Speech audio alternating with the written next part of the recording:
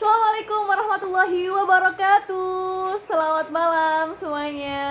Selamat malam Bapak dan Ibu sekalian. Terima kasih telah meluangkan waktunya malam hari ini untuk mengikuti training dengan judul KPI atau Key Performance Indicator.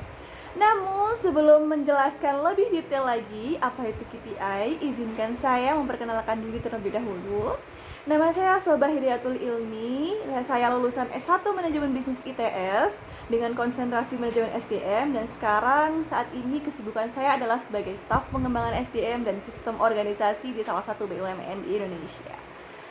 Oke, baik. Kita akan membahas mengenai KPI atau Key Performance Indicator. Namun sebelum itu, kita akan membahas terlebih dahulu tentang HR Framework, di mana HR Framework tersebut terdiri dari HR Planning, HR Acquiring, Developing, Maintaining, and Retaining. Oke, dari 5 siklus tersebut, menurut Bapak Ibu sekalian, KPI terdapat pada proses yang mana? Oke, betul sekali Bapak Ibu sekalian, bahwa KPI tersendiri ada di HR Developing, yaitu pengembangan. Mungkin Bapak Ibu sekalian ada yang terjebak ya untuk masuk dalam HR Maintaining. Oke, kita lanjut lagi. Nah, di sini lebih jelas lagi bahwa performance management yang di dalamnya terdapat KPI adalah salah satu proses dalam HR Developing, yang mana pada HR Developing tersebut ada performance management, ada training, ada career management, dan ada CBHRM atau knowledge management, seperti itu ya. Nah, pada performance management sendiri terdapat beberapa proses, yaitu planning, coaching, appraisal, dan review. Nah, untuk KPI, menurut Bapak Ibu sekalian terdapat pada proses yang mana? Ya, betul sekali, pada proses appraisal atau penilaian. Nah, kita tadi di awal sudah berulang kali membicarakan tentang KPI, Key Performance Indicator. Namun Bapak Ibu sekalian, apakah sudah tahu arti KPI itu sendiri? Oke.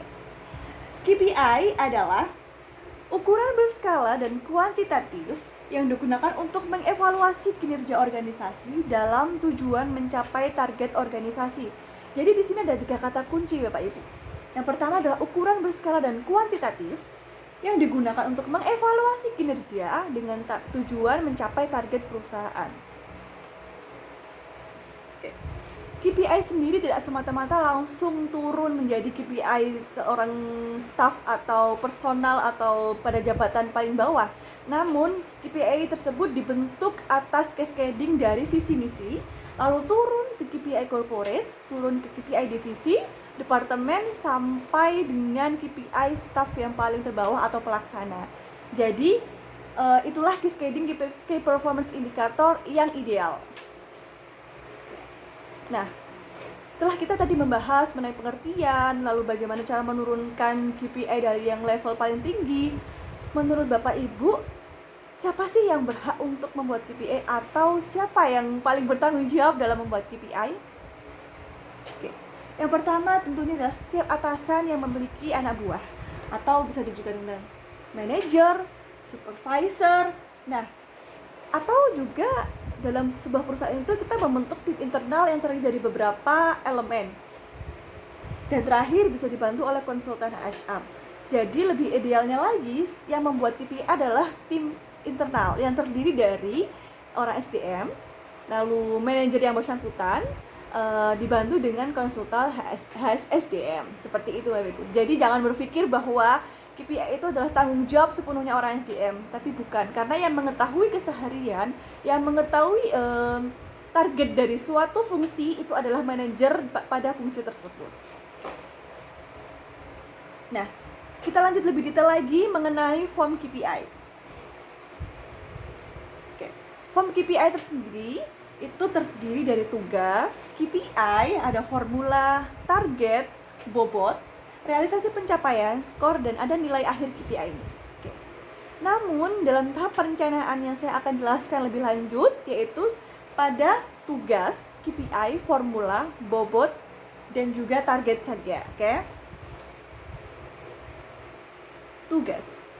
pada setiap jabatan memiliki perbedaan tugas yang beraneka macam ya. Tentunya ada yang tugasnya, kalau uraian tugasnya itu ada yang sampai 20 lebih, ada yang cuman belasan. Nah, perlu digarisbawahi Bapak Ibu sekalian bahwa tugas yang dimasukkan dalam KPI itu bukan 100% tugas yang ada di job profile. Tetapi perlu diteliti lagi, perlu didiskusikan lagi bahwa yang dimasukkan adalah hanya job desk yang dapat diukur saja dan merupakan tugas inti dari suatu jabatan.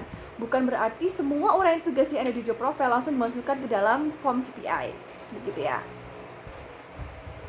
Nah, selanjutnya adalah untuk item KPI sendiri. Nah, dalam pembuatan KPI kita mengenal yang namanya SMART goal. Nah, dalam membuat KPI tersebut kita harus memperhatikan beberapa aspek. Yang pertama adalah spesifik, yang artinya bahwa KPI itu harus fokus pada tujuan yang ingin dicapai dalam suatu uraian tugas. Yang kedua adalah measurable, yang artinya dapat diukur. Ya, ketiga adalah achievable, bukan suatu hal yang mustahil untuk dicapai. Yang keempat adalah relevan atau sesuai dengan tujuan dari tugas tersebut. Nah, yang terakhir adalah timely, yaitu memiliki jangka waktu, sehingga KPI tersebut akan menjadi KPI yang kuantitatif dan objektif. Nah, dalam pembuatan KPI, kita bisa memilih salah satu atau 4 dari jenis KPI. Yang pertama adalah kita memperhatikan dengan target kuantitas, target kualitas, lalu waktu penyelesaian, dan terakhir adalah cost effectiveness. Untuk item yang selanjutnya dalam form KPI adalah tentang formula. Menurut Bapak Ibu sekalian, formula itu seperti apa? Oke. Baik, terima kasih untuk pendapatnya. Betul sekali Ibu. Untuk formula merupakan rumusan atau cara untuk mengukur pencapaian dan dari target KPI yang telah dibuat. Jadi itulah sebuah cara untuk mengukur dari realisasi KPI tersebut. Nah, kita masuk ke dalam item yang selanjutnya, yaitu terkait dengan target. Oke. Penentuan target sendiri secara teori terdapat beberapa macam, ada 4 macam. Yang pertama adalah higher is better, yang mana memperlihatkan bahwa semakin tinggi pencapaian, indikasinya akan memiliki nilai yang semakin baik. Saya beri contoh di sini, terdapat salah satu tugas dari staf SDM, yaitu melaksanakan pengembangan SDM yang di dalamnya adalah diklat, ada sertifikasi. Nah, lalu KPI-nya apa? KPI-nya adalah presentasi realisasi jam training. Formulanya yaitu realisasi jam training dibagi dengan rencana dikali 100%. Nah, untuk targetnya sendiri adalah 10%. Nah, dalam penentuan target tersebut 10% itu memperhatikan higher is better, yang mana jika karyawan SDM tersebut dapat mencapai lebih dari target yang ditentukan, maka nilai KPI-nya akan semakin tinggi. Seperti itu. Selanjutnya adalah lower is better, yang menunjukkan bahwa semakin rendah pencapaian, indikasinya akan semakin baik dan skor KPI akan semakin tinggi. Ini ada salah satu contoh tugas dari seorang staf pemasaran, yaitu melaksanakan, mengarsip seluruh berkas pemasaran dan surat keluar masuk. Oke. Untuk KPI-nya sendiri yaitu kecepatan waktu pencarian berkas administrasi setelah adanya permintaan. Oke. Lanjut untuk formulanya sendiri yaitu realisasi waktu yang digunakan oleh staf tersebut dalam mencari data yang sesuai dengan permintaan. Targetnya sendiri adalah 15 menit, yang mengartikan bahwa jika staf pemasaran tersebut bisa mencari data administrasi kurang dari 15 menit, itu akan menunjukkan bahwa nilainya akan semakin tinggi. Yang ketiga adalah target must be zero, yang menunjukkan bahwa pencapaian akan semakin tinggi jika nilainya sama dengan 0, dan bila tidak 0 maka indikasinya akan semakin buruk. Contohnya yaitu zero accident, teman-teman. Nah, yang terakhir adalah must be one, yaitu menunjukkan semakin rendahnya pencapaian harus 1 atau 100%. Contohnya adalah pembuatan laporan bulanan, pembuatan laporan triwulan atau tahunan. Nah, paling terakhir dalam proses perencanaan dalam form KPI yaitu adalah penentuan bobot.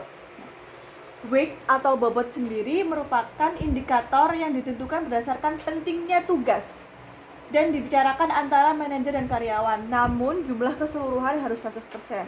Jadi bobot sendiri itu tergantung dari setiap tugas tersebut memiliki kepentingan atau kesesuaian atau yang paling penting yang berpengaruh dalam jabatan tersebut.